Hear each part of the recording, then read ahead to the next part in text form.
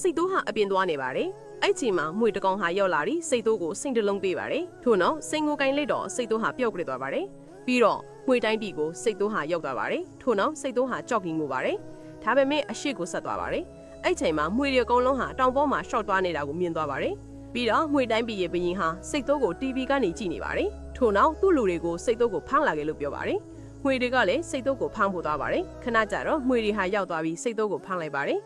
ပြီးတော့သူတို့နဲ့အတူမွေတိုင်းပြည်ကိုခေါ်သွားပါတယ်ခဏကြာတော့မွေတိုင်းပြည်ကိုရောက်သွားပါတယ်မွေကလည်းစိတ်တိုးကိုကြည့်ပြီးအလွန်ငိုပါတယ်စိတ်တိုးကဘာလို့ငိုတာလဲငါကိုဒီကိုဘာလို့ခေါ်လာရလဲလို့ပြောပါတယ်မွေကလည်းစိတ်တိုးရှိကအကူညီတောင်းပါတယ်စိတ်တိုးကဘာကူညီပေးရမလဲလို့ပြောပါတယ်မွေကငါသမီးကိုလူဆိုးတွေကဖမ်းသွားတယ်မင်းကူညီပေးမှရမှာလို့ပြောပါတယ်စိတ်တိုးကလည်းငါကူညီပေးမယ်လို့ပြောပါတယ်ပြီးတော့ဘရင်ဟာစိတ်တိုးကိုမှော်ကြော်တုံးပေးပါတယ်ထို့နောက်စိတ်တိုးကလည်းမွေပေါ်ထိုင်ပြီးလူဆိုးတွေရှိသွားပါတယ်ခဏကြာတော့လူဆိုးတွေနေတဲ့နေရာကိုရောက်သွားပါတယ်ပြီးတော့မွေပေါ်ကဇင်ပြီးဂူလေးကိုသွားပါတယ်